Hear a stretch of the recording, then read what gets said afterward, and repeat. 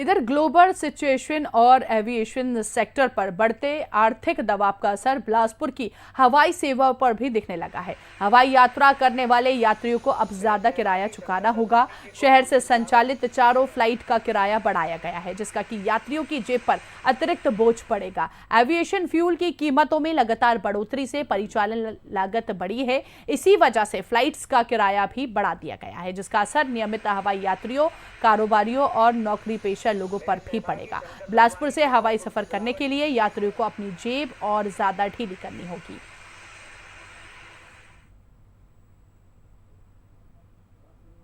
Middle east countries में चल रहे युद्ध की वजह से आए वैश्विक संकट का असर अब बिलासपुर से होने वाली उड़ानों पर भी पड़ने लगा है। बिलासपुर एयरपोर्ट से जितने भी उड़ानें हैं सभी की कीमतों में इजाफा कर दिया गया है। इस वक्त बिलासपुर से 4 उड़ानें सक्रिय हैं। दिल्ली, प्रयागराज, कलकत्ता और अंबिकापुर के लिए उड़ानें यहां से अभी उपलब्ध है और सभी में किराए की वृद्धि कर दी गई है, जिसकी वजह से जो विमान यात्री हैं उनकी जेबों पर कहीं ना कहीं अतिरिक्त भार जो है वो अब पड़ेगा।